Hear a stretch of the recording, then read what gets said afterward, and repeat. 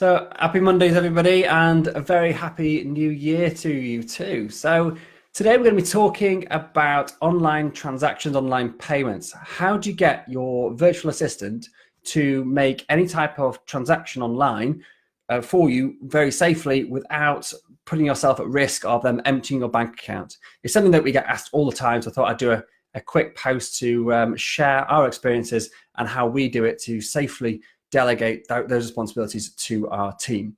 So first of all, what type of transactions are we talking about? Well, anything from purchasing using a debit or a credit card to BACS transfers, so paying suppliers, paying builders, for example. Often they want it transferred by a bank transfer. So how can you do that? How can you give that responsibility to your VA safely? Also setting up standing orders, paying wages for your staff, your VAs, and also taking payments as well. So that's obviously something that a lot of businesses do. So how can you do that really quickly, easily, and safely? Okay, so to get started, probably the key thing to get in your arsenal of kit when you're trying to do online payments is a business prepay card. So this is similar to a card that you might get when you go on holiday, for example, and you can load it up with currency and then spend it when you're away, and then you don't get hit with all those bank charges. Well, business prepay cards are very similar to that. You can have a number of users, and we use FairFX. So FairFX is the business prepay card account we use. And it means you can have a number of users set up, each with their own card, and also then transfer balances between cards using their online admin console. You can load those cards up very easily using the app on your mobile phone. And also you can switch a card off and on or suspend a card at literally a click of a button. So if you think or something's gone wrong, your employee's on rogue, or if you're going to actually fire someone, for example, you can switch off their ability for them to spend on their card before you actually go through the action of firing them. So therefore limiting your liability. Also, this is a prepay card. So your liability is limited to the amount of money you put on that card.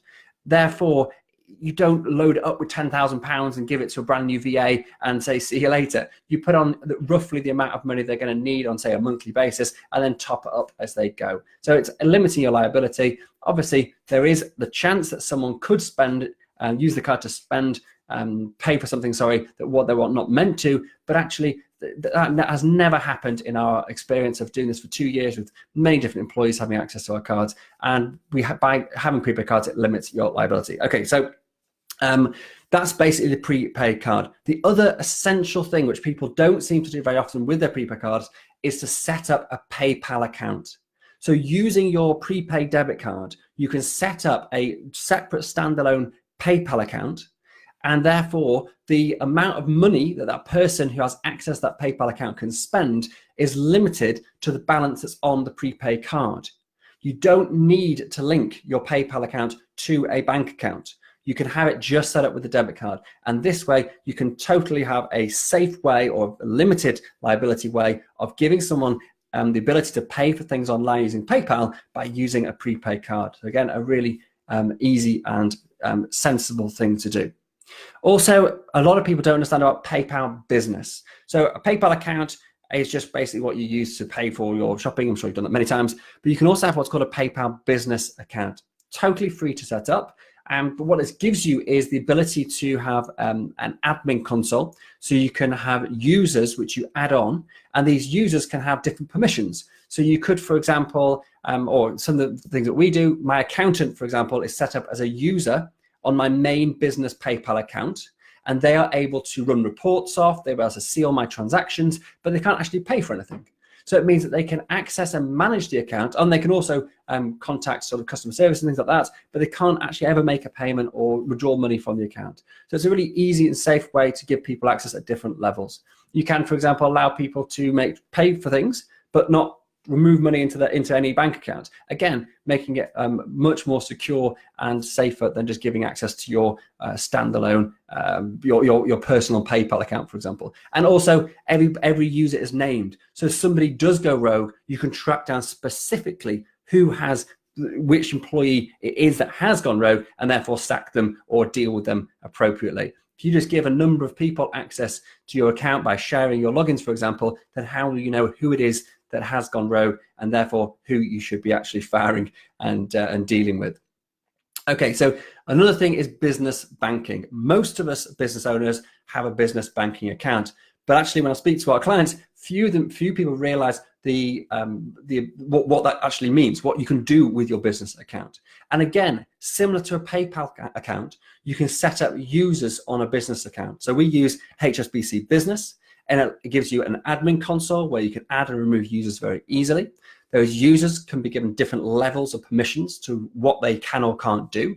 So for example, my PA can make transactions up to a limit, let's call it £100 per day, but she can also set up transactions for much more than that. So if, for example, I wanted her to buy something online that was going to cost £600, and I don't feel comfortable about giving that person access to £600 every day to spend on my account, I can put a lower limit on to say £100, and then what that person would do would be go in, set up the transaction, get it all set up, so the time-consuming part. I would then open my app up on my phone and click approve, and it goes.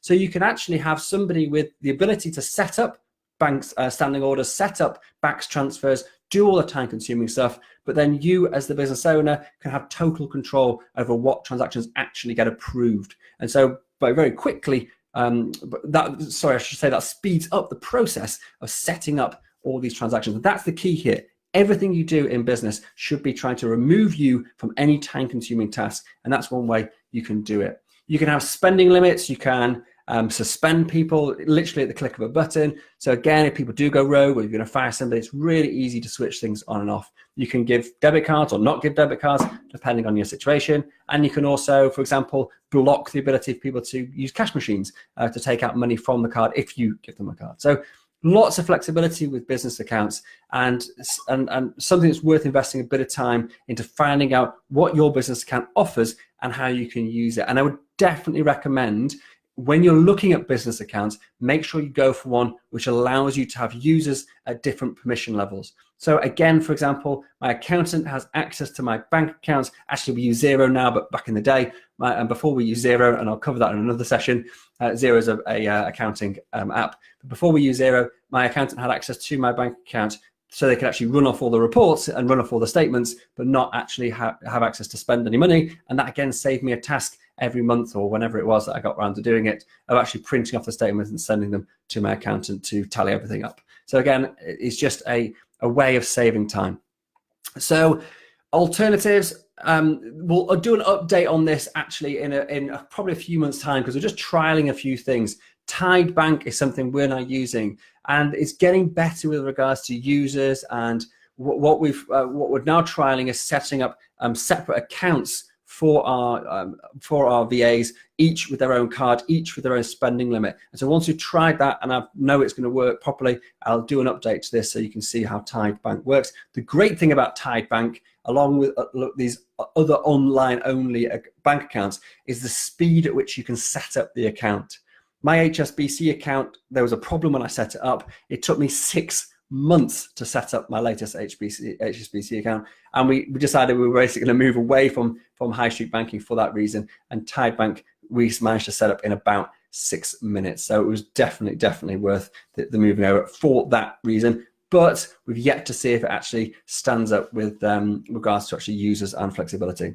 Transfer wise, so one thing, so paying your VAs. There's actually a post on the Facebook group just over the Christmas period about what you use to pay your VAs. So historically, we've used PayPal.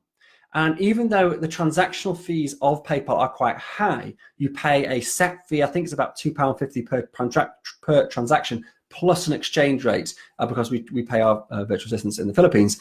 It actually gets quite expensive, but it's really good with regards to delegating user access to allow our VAs to use our main account to pay our other VAs for us. So because of that, we've stuck with it. We're now in the process of trialing TransferWise because it is a lot cheaper with regards to fees, and especially we have 11 employees now. We pay them on a weekly basis. We also have our VA training academy who pay. So sometimes we're paying up to 20 or 30 people each week, and that's a transactional fee of £2.50 per transaction. So it gets expensive very, very quickly. And so therefore, that's why we're moving over to TransferWise. But actually, if you've only got 1 or 2 employees, I would consider sticking with PayPal for now, because yes, you do pay a little bit more, but if you're only doing it once a week, it actually, the ease of use of PayPal still make it my preferred choice. So that's about it really for today. I hope that was helpful. If you've got any questions on how we use different apps and different cards, etc., for making safely delegating the access of online payments to our VAs and PAs, please just ping a message below and I'll be happy to help. Thank you very much.